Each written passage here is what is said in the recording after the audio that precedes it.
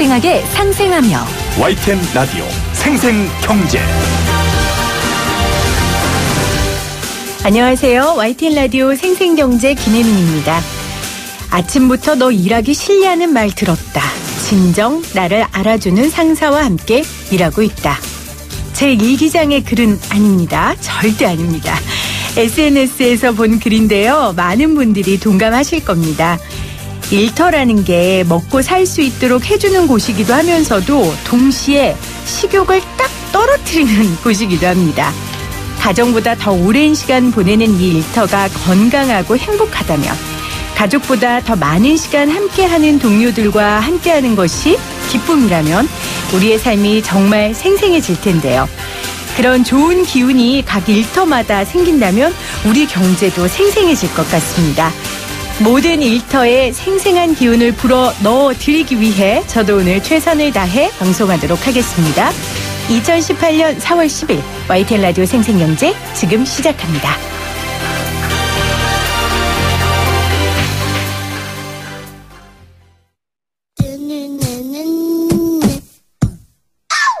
생생하게 상생하며 건강한 경제 방송 YTN 라디오 생생경제. 오늘 가장 뜨거운 경제 뉴스를 제일 생생하게 전해드리는 시간입니다. 우리 방송을 가장 많이 듣는 분들이 바로 기사님들이실 거예요. 특히 택시기사님들 많이 들으시죠? 오늘 생생 인터뷰의 주제는요, 택시기사 애청자분들 뿐만 아니라 택시를 이용하는 우리 일반 승객들, 청취자분들도 관심이 많으실 겁니다. 오늘 생생 인터뷰 들으시면서 여러분들이 보내주시는 문자 사연 제가 적극적으로 소개하도록 하겠습니다. 오늘 국토교통부에서요, 택시 자격 유지 검사를 적성 검사로 대체하겠다라고 밝혔습니다. 이 택시 자격 유지 검사라는 게 결국 65세 이상 택시기사가 운전할 자격이 되는지를 검증하는 내용인데요. 저희 제작진들이 오전 내내 국토부, 또 법인 택시, 개인 택시 관련 모든 분들과 통화를 해봤습니다. 그런데 이 모든 분들이 입장이 다 다르더라고요. 그래서 결국은 이 문제에 대해 가장 객관적으로 잘 설명해 주실 전문가와 말씀 나눠보도록 하겠습니다. 지금 전화 연결돼 있는데요. 이호근 대덕대학교 자동차공학과 교수님 전화 연결돼 있습니다. 교수님 안녕하세요. 예, 안녕하세요. 네, 먼저 이 논란이 왜 시작되었는지부터 짚어야 될 것 같은데요. 사실 이 내용의 발달이, 논란의 발단이 택시 운전자들의 자격 여부를 검증하는 시스템 자체가 없다는 것에서부터 출발하고 있다, 이런 이야기들이 있더라고요. 예, 맞습니다. 이제 택시는 운전면허 형식의 면허, 이제 택시 면허라고 하죠. 네. 그걸 취득하고 나서는 자격 검증하는 시스템이 이제 현재 없었고요. 근데 이제 국토부에서는 버스 기사에 이제 적용하던 것을 고령 택시 기사에게도 자격 여부를 가늠하는 검사를 하기로 했다. 이러면서 이제 문제가 발단이 됐거든요. 네. 근데 보통 65세에서 69세는 이제 3년에 한 번, 70세 이상은 1년을 주기로 계속 운전할 능력이 되는지를 검증하는 게 이제 정확히 자격 유지 검사 제도거든요. 네. 근데 이 제도를 이제 도입하게 될 경우에 예전에 보면 버스 운전자 같은 경우는 지난해 1월부터 의무적으로 검사를 받고 있는데 탈락률이 약 1.5에서 2% 정도 수준으로 되거든요. 네네. 그러다 보니까 많은 논란이 시작된 게 아닌가 이렇게 보고 있습니다. 네, 말씀하신 대로 지금까지는 운전면허, 택시 운전면허를 따면은 더 이상 자격 검증을 하는 시스템이 없었고, 버스 기사에 이어서 지금 이제 곧 고령 택시 기사에게 이 자격 여부를 가늠하는 검사를 하겠다 하면서 문제가 시작이 된 겁니다. 예. 말씀하신 대로 이제 65세 이상 되시는 분들의 운전 능력을 검증하는 거니까 항목이 있다면 어떤 것들이 있나요? 예, 이런 것들이 이제 기존에 우리가 보통 이제 적성 검사라고 하는 것들 있지 않습니까? 네.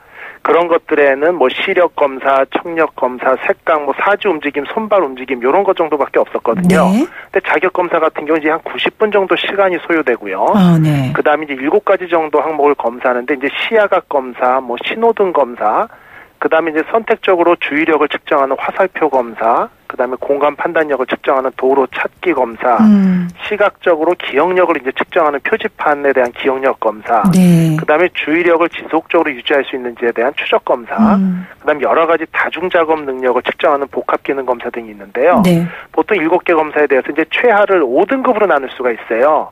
그중에 최하 등급이 5등급인데 이제 2개 항목 이상에서 5등급을 맞으면 탈락한다 이렇게 보시면 됩니다. 네. 지금 이 7개 항목이 사실 나이가 들면 당연히 퇴화하는 부분인데 이 부분이 택시 운전을 하시는 분들에겐 사실 굉장히 중요한 능력 아니겠습니까? 그래서 이 부분에 대한 검사를 해야 된다라고 하는데 몇 세부터 고령 택시 운전자로 분류되고 그렇다면 택시 운전자 전국에 몇 % 정도가 고령 택시 운전자라고 보면 될까요? 예, 실제 이제 여기서부터 문제가 발생하는데요. 네네. 법적으로 이제 65세 이상을 고령 운전자라고 이제 칭하고 있습니다. 네. 법적으로는요. 그런데 이제 그 일부 예외는 있지만 제가 생각해도 65세 이상 하면은 일부 몇몇 분들을 빼놓고는 상당히 좀 건강하신 분들이 많거든요. 그렇죠. 그러다 보니까 이제 본인들이 이제 그 고령 운전자가 아니다라고 반발하시는 분들이 많다는 거죠. 네. 그래서 뭐가 문제냐면 이제 70세 이상의 고령 운전자들에게 대해서 설문조사를 했는데 75.7%입니다. 네. 결론은 이 부분이라고 한다면 결국 4명 중에 이제 3명이 본인의 신체 능력이 아주 좋다 이렇게 보고 있어요. 네. 그런데 이제 이런 부분 중에 그 65세 이상 면허 소지자가 2006년에 87만 명이었는데 네. 최근에는 2016년에 250만 명으로 늘고 있고요. 네. 그다음에 택시 운전에 종사하는 분들 중에서는 택시 연령별 이제 등록 인원을 보면은요.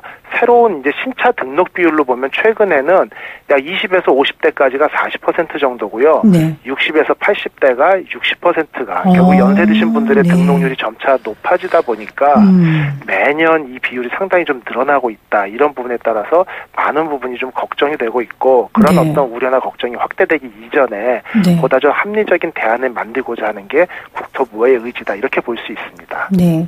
교수님 말씀하신 대로 사실 요즘 뭐 65세 어르신들이 노인이라고 하기에는 사실 굉장히 젊고요. 정정하시죠. 맞지만 또 승객의 입장에서는 이게 안전과 직결되는 문제다 보니까 당연히 이런 검사 제도는 시행해야 된다. 이런 승객들이 대부분이라고 생각을 하거든요. 예. 실제 고령 택시 운전자들의 교통사고 발생률이 높습니까? 예, 일반적으로 이제 뭐 연령이 들면서 어르신들 같은 경우 시력, 청력 당연히 뭐 신체 능력이 감소되는 건 당연한 거고요. 네. 민첩성이나 판단력, 기억력, 주의력 조금씩 떨어지겠죠. 결국 가장 중요한 어떤 인지 능력도 다소 이제 저하될 수도 있고요. 하지만 조심스럽게 운전한다고 하면 이 사고율이나 이게 높아지지 않는 게 정상인데 네. 결국 도로교통공단에 따르면 2012년부터 16년까지 65세 이상 사고 비율은 전체 사고의 약 11% 정도였거든요. 네. 그런데 이제 사망사고 같은 경우는 2,337명으로 상당히 좀 늘어났고요. 네. 그다음 교통사고 건수가 2006년과 16년을 비교해보면 고령 운전자가 이제 사고 발생한 게 2만 건에서 6만 건으로 약 3배 정도 늘었어요.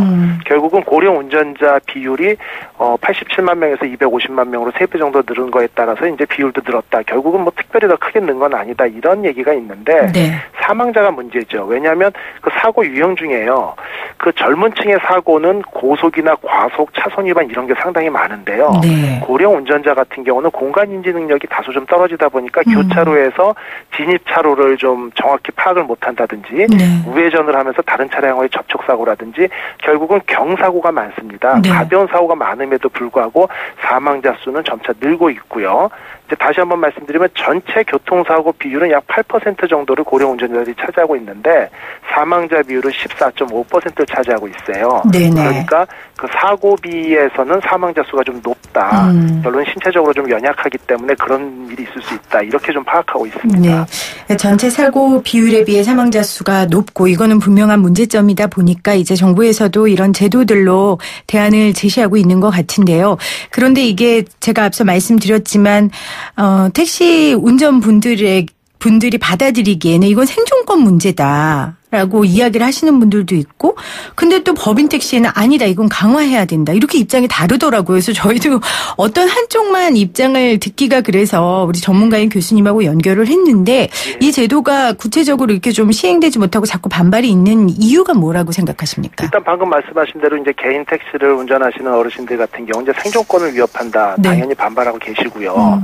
하지만 법인 택시 같은 경우는 이런 걸 강화해가지고 이제 필터링을 해준다라고 하면 사고 발생률이 떨어지고 법인의 어떤 책임이나 경제적인 어떤 부담이 줄어들 수 있다 이렇게 보고 있고요. 네.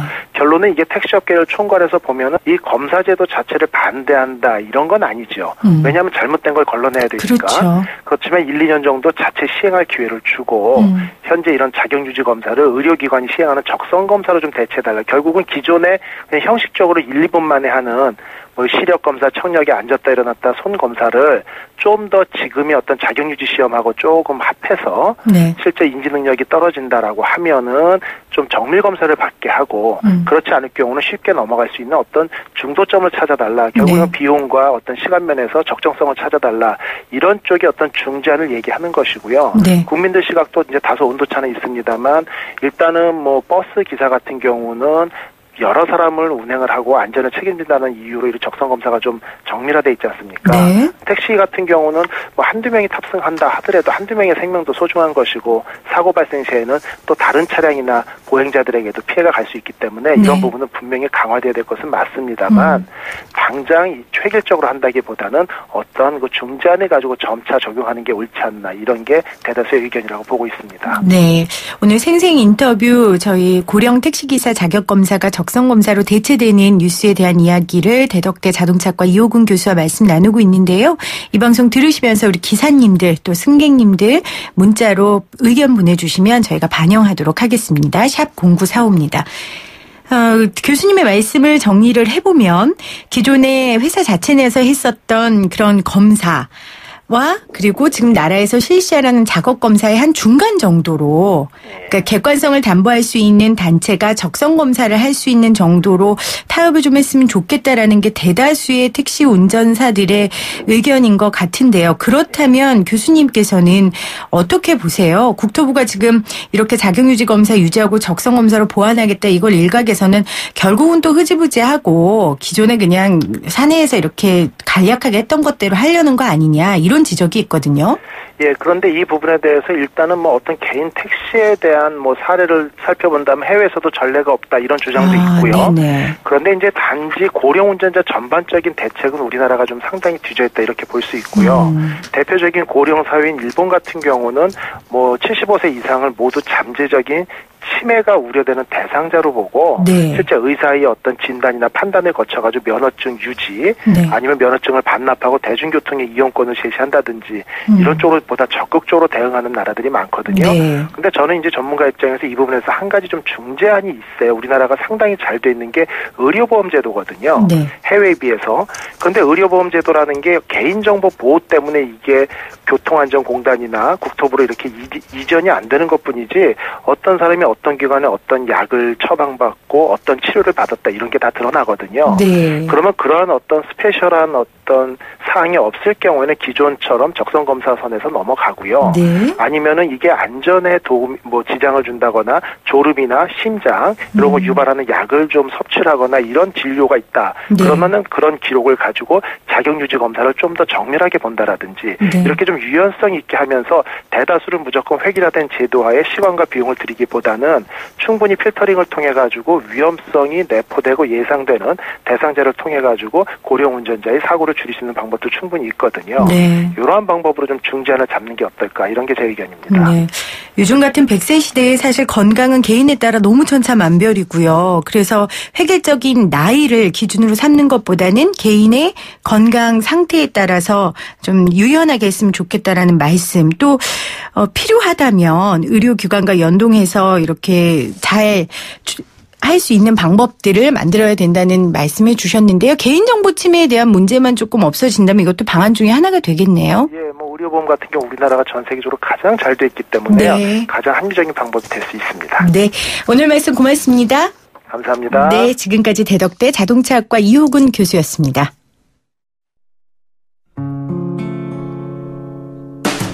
YTN 라디오 생생경제에서 여러분께 드리는 선물입니다. 밀리의 서재에서 전자책을 자유롭게 읽을 수 있는 3개월 무료 이용권을, 한국경제신문에서 다양한 경제서적을, 나도 읽고 싶다. 100% 영미권 1:1 프리미엄 화상영어 클라소에서 1개월 이용권, 나도 공부하고 싶다. 도심 속 꿈의 놀이터 일산 원마운트에서 워터파크와 스노우파크 이용권. 나도 가고 싶다. 세상의 모든 딸들을 위하여 유해 성분 없는 친환경 립스틱엔 립 올마이티 율립. 유해 성분 없는 순하고 순한 보습크림, 아이스크림 크림. 나도 쓰고 싶다를 보내드립니다. 2650님, 건강에 자신 있으시면 검사 받으시는 게 맞다고 생각합니다. 기사님들의 생존권만큼 승객 또 다른 운전자들의 생존권도 중요하다고 생각합니다. 이렇게 의견 보내주셨네요. 방금 소개해드린 푸짐한 선물들 받으실 수 있는 방법, 이렇게 인터뷰에 대한 여러분들의 적극적인 의견과 함께요. 지금부터 제가 내는 퀴즈를 잘 들으시고 샵 0945, 우물정 0945로 문자 보내주시면 됩니다. 한 통화에 50원의 정보 이용료가 부과됩니다. 오늘의 생생 퀴즈입니다. 잠시 후 이어지는 생생초대석 주인공이 활약하고 있는 위원회의 이름을 맞추시는 겁니다. 이 위원회는 민주통합당 최고위원회를 통해 구성됐고요. 약자들에게 힘이 되는 정치, 공정하고 차별 없는 새로운 대한민국을 건설하기 위해 만들어졌는데요. 오늘 2부 생생 인터뷰의 주인공, 더불어민주당 이하경 의원이 위원장으로 꾸려가고 있는 이 위원회의 이름은 무엇일까요? 1번 을지로위원회, 2번 종로위원회. 1번 을지로위원회, 2번 종로위원회입니다. 여러분들의 문자 정답 받도록 하겠습니다.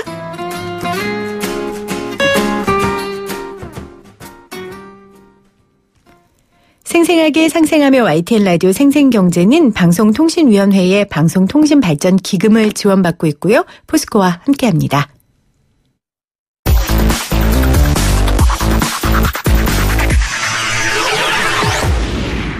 생생하게 상생하며 YTN 라디오 생생경제.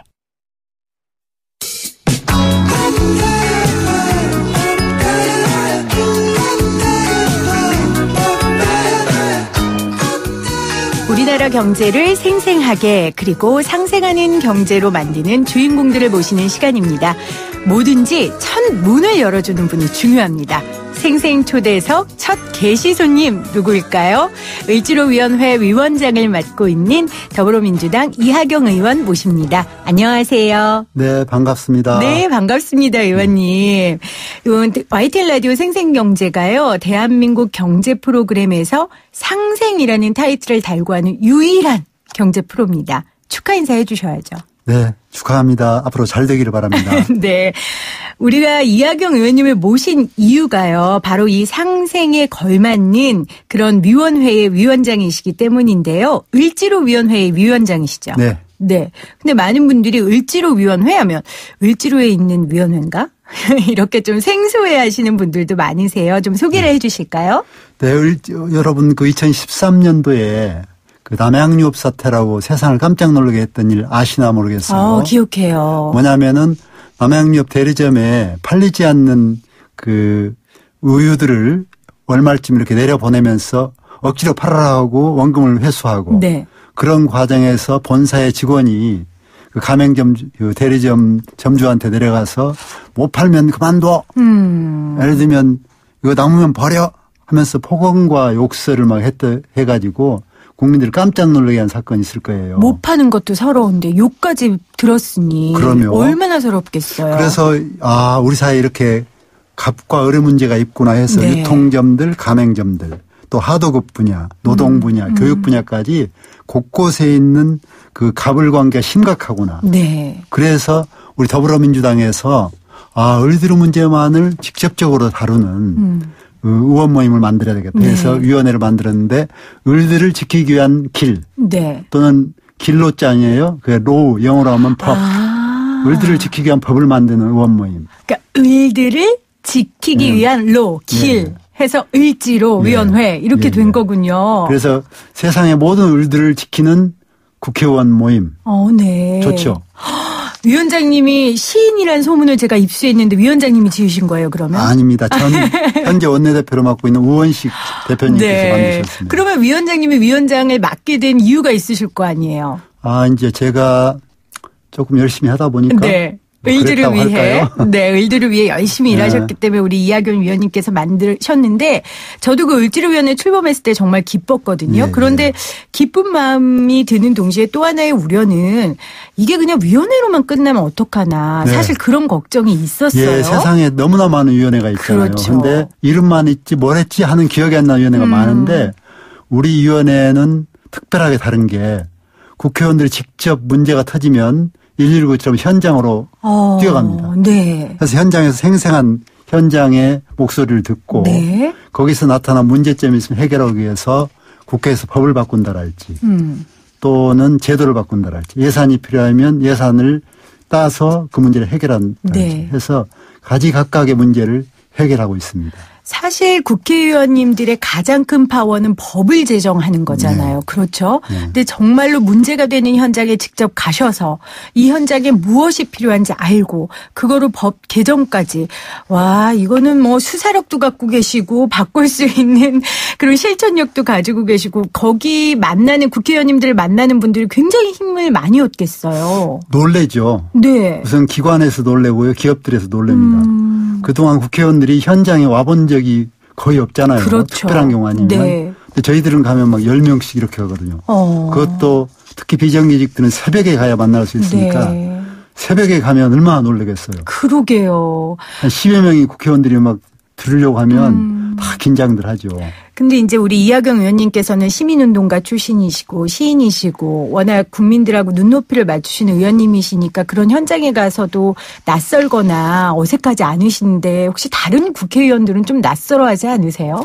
그런데 처음 가보신 의원님들도 많이 계세요. 그럼요. 저는 시민운동을 했기 때문에 현장을 자주 갔지만 네. 처음 가서 뭐 놀라신 분들도 있습니다. 그래서 국회의원 스스로도 을지로위원회 활동하시면 새로운 의원으로 그렇네요. 탈바꿈을 하십니다. 그럼요. 다른 당 분들은 못 들어가시죠? 저희 더불어민주당의 위원입니다. 네. 제가 앞서 계속 시인 이렇게 말씀드렸어요. 시민운동가도 하셨고 정식으로 등단도 하셨고 거기다 을지로위원회 위원장까지 공통점이 있을까요?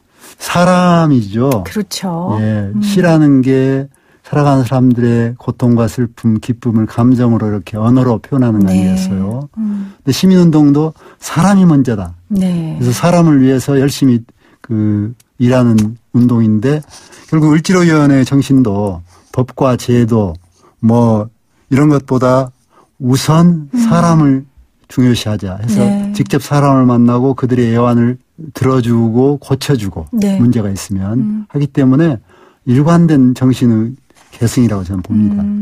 사실 우리 이 땅의 을들이 시 한 줄로 굉장히 위로받고 격려받고 이랬는데 그것만으로 멈추면 안 되잖아요. 네. 사실 실질적으로 을의 생활을 바꿔줄 수 있는 법령이 제정돼야 되는데 네. 그 두 가지 일을 다 하실 수 있으니 의원님 네. 참 복 받으셨어요. 그래 좋습니다.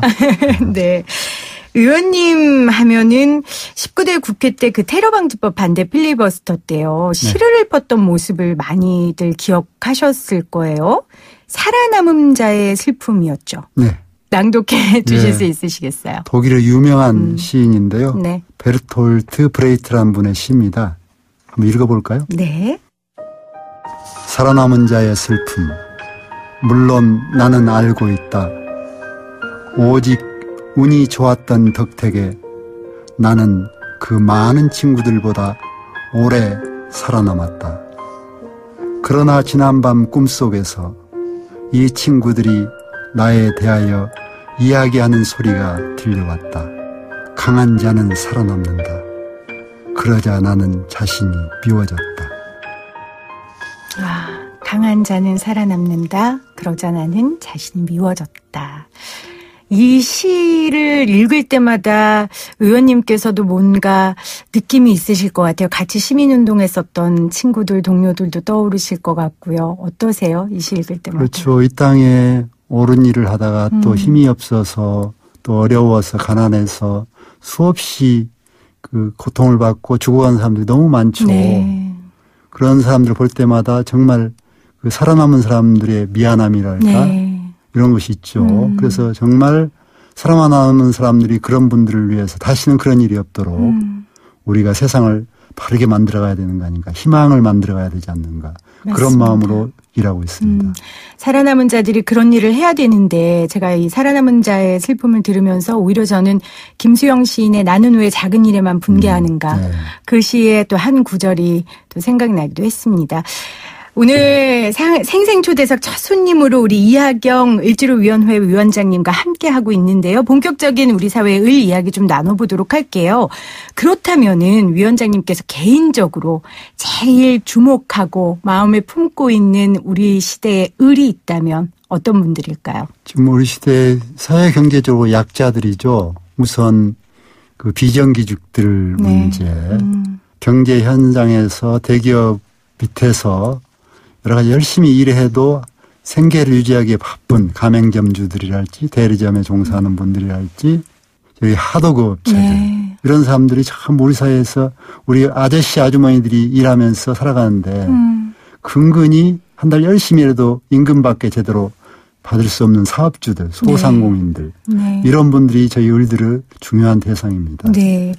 또 제일 마음 아픈 분들은 그중에서도 저는 젊은이들이 아닐까 싶어요. 사실 뉴스를 통해서 정말 꽃도 펴보지 못한 그 나이에 생계에 뛰어들고 또 그곳에서도 안전장치 아무것도 없이 온몸으로 그 불안전한 상황들을 맞이하다가 결국 목숨을 잃는 안타까운 사건이 있었는데 위원장님 개인적으로 가장 마음 아팠던 사건이 있었다면 어떤 게 있으세요? 그 구의역에서 막 이제 고등학교를 졸업하고 직장에 나갔던 젊은 학생 출신의 노동자가 불과 점심도 제대로 못 먹고 그 컵라면 하나 도시락 좀 싸가지고 왔다. 그것도 못 먹고 제어 장치를 그거 고치려고 들어갔다가 전철이 와서 치여서 죽었던 그 사건이랄지 또는 특성화고 학생들이 현장 실습을 나가서 이제 아직 학생 자격인데도 너무 감정 노동이나 또는 그 안전이 제대로 되지 않은 현장에서 제주도랄지 전주랄지 최근에 학생들이 죽어간 사례. 그러면서 그 울부짖는 부모들을 볼 때마다 정말 마음이 메어지고 견딜 수가 없어요. 그 고통이라는 게. 그래서 이런 특히 사회에 막 진출하는 특성화고 학생들 실습생들의 문제. 최근에 이런 문제에 대해 관심을 가지고 있습니다. 네. 유족들을 만난 경험도 있으세요? 그렇죠. 그때 뭐 의문입니다만 어느 때 제일 마음이 아프세요? 그 피어나지 못하고 일찍 가버린 자녀들을 둔 그 부모의 아픔. 그 죄책감. 생계로 이른 나이에 내몰 수밖에 없었던 그 부모의 아픔. 그렇죠? 그것을 고쳐줘야 될 위정자들 또 이런 기성세대가 못했다는 그 아픔, 고통. 참 너무 미안하고 힘들죠. 그런 그렇습니다. 것을 대할 때마다. 네, 맞습니다. 이 방송 듣는 많은 청취자분들이 이 아픔에 함께 동감하실 텐데 그래서 우리 을지로위원회가 있습니다. 단지 아파하는 것으로 멈추는 게 아니라 그래서 직업교육훈련 촉진법 개정안을 대표 발의하기도 하셨죠. 네네. 어떤 내용이 담겨 있습니까? 특성화고 학생들이 이제 실습이라는 명목으로 나가는데 실제로는 그 기업에 파견하면 누가 그걸 실습을 시키겠어요. 그렇죠. 바로 현장에 넣어서 일을 시키죠. 그렇죠. 제주도에서 죽어간 학생 같은 경우도 혼자 그 안전장치 없는 곳에 일하다가 기계 속에 딸려 들어가가지고 죽은 거 아니에요. 그래서 이제는 현장 실습생은 실습생답게 가르치고 인권을 보호하고 또 계약대로 해라. 그리고 안 될 때는 처벌을 할 수 있는 그런 조항들을 넣어서 이번에 그 본회의에서 이 법을 통과시켰습니다. 기쁜 소식입니다. 근데 이 처벌이요, 위원님, 너무 약하면 안 될 것 같아요. 조금 처벌을 강화해 주세요. 알겠습니다. 정말 한 사람의 목숨과 그 한 사람의 가정의 행복과 불행이 달린 일이잖아요. 꼭 처벌 조항을 강화시켜 주시길 다시 한번 부탁드리고요. 을 살리기 신문고 진행 현황판이라는 것도 있더라고요. 네, 저희 최고위원회 할 때마다 우리 당 대표들하고 최고위원님들이 모여서 시작하기 전에 이렇게 쭉 무궁화 꽃을 꽂습니다. 하나씩 해결할 때마다 정말 기분 좋은 일이죠. 정말요. 이렇게 미션을 내가 클리어했다. 막 이런 느낌이실 것 의원님들이 같아요. 자기가 해결한 문제는 직접 가서 꽃을 당대표님하고 같이 사세요. 누가 1등입니까 지금까지? 뭐 많습니다. 제가 개인적으로 알아봐야겠어요. 어떤 의원님이 제일 부지런하게 하셨는지. 제가 신문기사에서도 봤었는데 지난 겨울에도 또 인천공항의 어려움을 해결하기 위해 의원님들이 가셨어요. 국민 여러분들 그 인천공항이 세계에서 제일 깨끗하고 질 좋은 공항이라고 자부심을 가지실 텐데 이번에 제2터미널을 만들었어요. 거기는 더 깨끗하고 좋습니다. 이 여행객들을 위해서 정말 최대의 편의를 제공하는 곳인데 세상에 그 시스템을 운영하기 위해서 청소하시는 분들, 안전을 위해서 일하시는 수많은 노동자들 있잖아요. 그분들 쉬는 곳을 가봤더니 세상 250명이 화장실 하나를 씁니다. 그리고 비행기는 예를 들면 이 소독을 해야 돼요. 고객들이 내리면. 근데 소독하고 제대로 환기도 안 된 데를 넣어가지고 어지러워서 쓰러지게 한다거나 또 과로사로 죽게 한다거나 또 쉴 만한 곳이 없어서 바로 화장실 앞에서 밥을 먹게 한다거나. 그래서 최대로 고객들을 위해서는 1등 터미널을 만들었는데 막상 그것을 운영하는 주인들을 위해서는 아무런 배려가 없었던 거예요. 그래서 그날 저희들이 한 10여 명의 의원님들이 찾아가서 새벽에 전부 실제 노동자들 만나고 현장 점검하고 회사 측 만나서 다행히 잘 되었습니다. 너무 감사하네요. 다행히 좋았던 것은 공항공사가 직접 그 담당자인데 대한항공은 원청이에요. 원래 그 하청업체들은 그 원청이 아닌 제일 계약하는 회사에서 관리하는데 이번엔 대한항공 원청이 직접 나서서 함께 문제를 해결해 줘서 정말 행복하게 잘 해결되어서 이번에 지난주에 꽃을 달았습니다. 이번 주 며칠 전에. 노동자들은 어땠어요? 너무 기뻐했겠네요. 대표들이 와서 함께 꽃을 달았죠. 정말 의원님도 보람 있으셨을 테고 그 일에서 일하는 현장에 있는 우리 많은 분들도 기뻐하셨을 것 같은데 지금 말씀하신 게 전 되게 포인트였던 것 같아요. 뭐냐면 대한항공이 직접 나섰다는 거. 그러니까 기업이 직접적으로 나서줘야지만 사실 의지를 가지고 이 문제가 눈에 띄게 개선될 수 있는 거잖아요. 그럼 의원님이 이 일 하시면서 가장 이 일을 해결하는 데 있어서 핵심, 가장 중요한 요소는 뭐라고 생각하세요? 일단 대중들, 이런 노동자, 이런 분들은 목소리가 없잖아요. 그러니까 가장 중요한 건 일단 노동자가 자신의 목소리를 낼 수 있는 통로가 있어야 된다. 그리고 또 하나는 의원님처럼 이렇게 힘이 있는 대변자들이 그 입장에 서줘야 한다. 이 두 가지가 꼭 중요하다는 말씀 해주셨습니다. 을지로위원회 더불어민주당 이학연 의원과 함께 하고 있는데요. 문재인 정부가 출범하면서 가장 인상 깊었던 게 공공부문에서 비정규직 제로 만들겠다. 그래서 공항인가요? 가셨었죠? 첫 번째로 가셨죠. 대통령 되고 나서 맞아요. 인천공항을 처음 방문했는데 바로 13년도에 우리가 인천공항을 갔어요. 을지로위원회가 처음 만들고.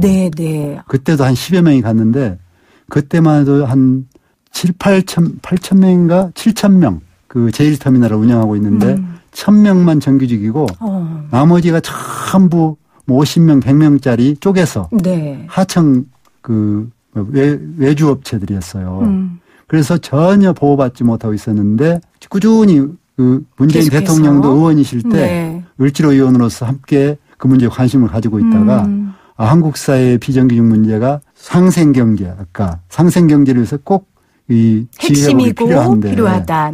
그 대표적인 사례가 인천공항이라는 것을 아시고 1호로 인천공항을 찾아가서 비정규직 문제, 특히 이 공공기관의 비정규직을 정규직화하겠다고 선언을 하신 거죠. 첫 행보를 그렇게 하셨고 그래서 정부가 이 공공부문 비정규직 41만 6천 명 중에 상시 지속 업무와 안전 업무를 수행하는 인원 17만 5천 명에게 2020년까지 정규직 전환을 추진하겠다고 하는 이제 그런 성과를 거두기도 하셨습니다. 일단 뭐 이 비율 면에서는 확실하게 늘어난 것 같은데 내용적으로도 변화가 있었나요? 그러면 그동안에는 상시 지속 업무에 대한 정규직 전환 대상 기준을 현재는 연간 9개월만 일하고 향후 앞으로 2년간 지속하는 업무는 전부 대상으로 삼았어요. 그전에 훨씬 그것이 더 그랬군요. 완화됐죠. 현재. 그리고 초단시간 비정규직도 정규직 전환 대상으로 포함시켜서 그 저임금 취업 노동자도 정규직으로 전환할 수 있는 길을 열어놓은 거죠. 반가운 소식이기는 한데 사실 비정규직 문제가 나오면 조금 예민한 부분들이 있습니다. 의원님 더 잘 아시겠지만 첫 번째로는 모두 다 정규직 해주면 그럼 기존의 정규직들과 형평성 문제 어떻게 하냐 이런 이야기 하시는 분들 계시거든요. 그리고 또 하나는 공공기관의 경우에 모두 다 정규직으로 하면 이제 그 부분들을 국민의 세금으로 충당해야 되는데 그럼 그거 어떡하냐. 이런 말씀을 하시는 분들이 계세요. 네네. 어떻게 답하시겠어요?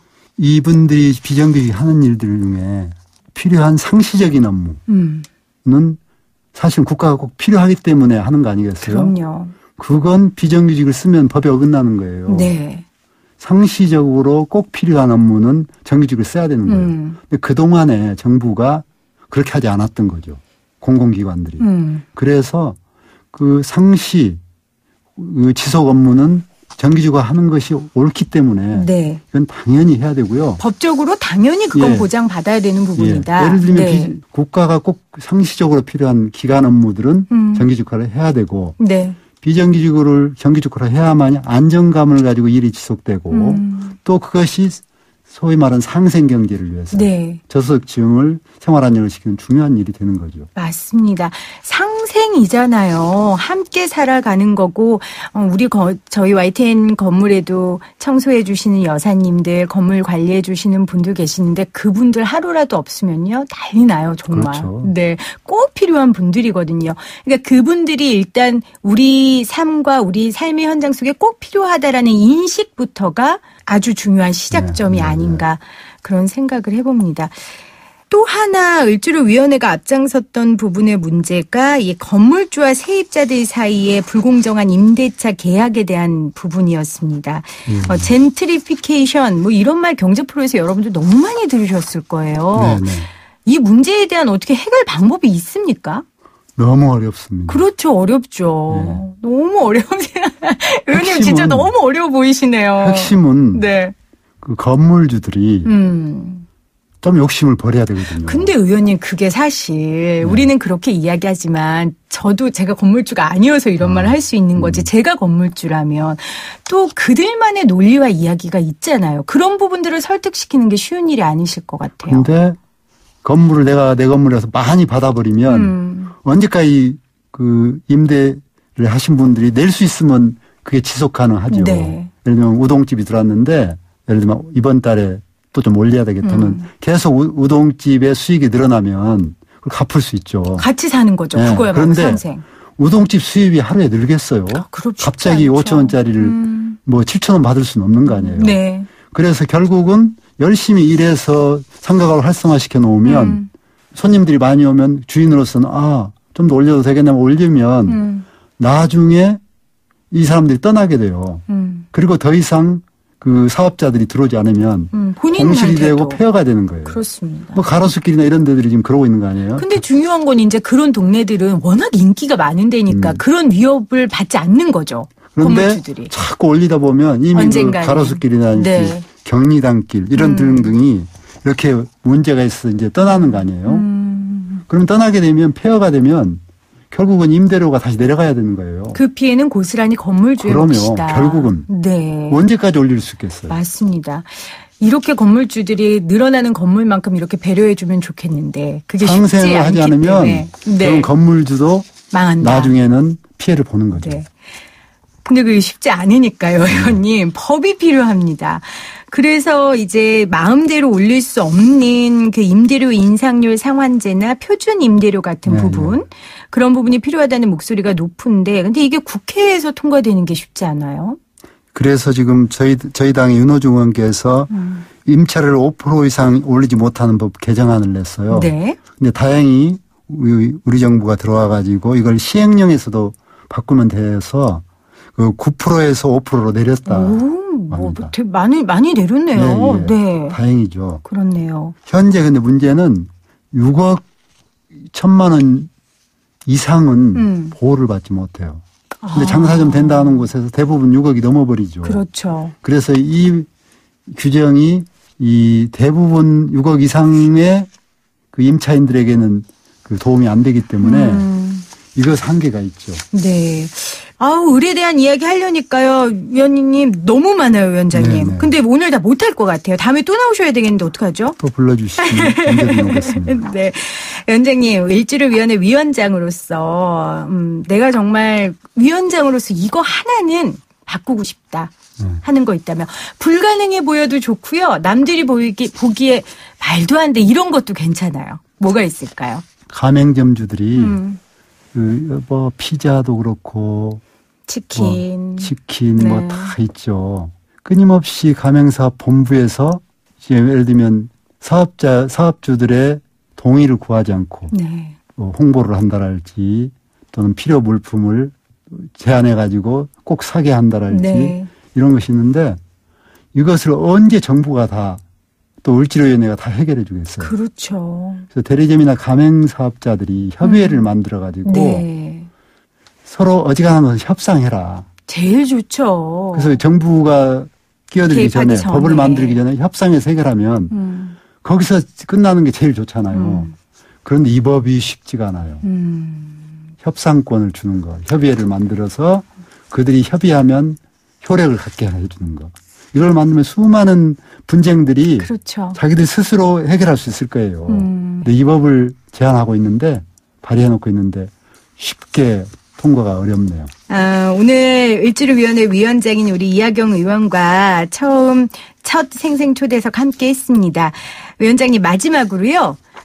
이 땅의 갑이라고 불리는 사람들에게 일단 한마디 해주시고 이 땅의 을이라고 불리는 사람들에게 한마디 해주시죠.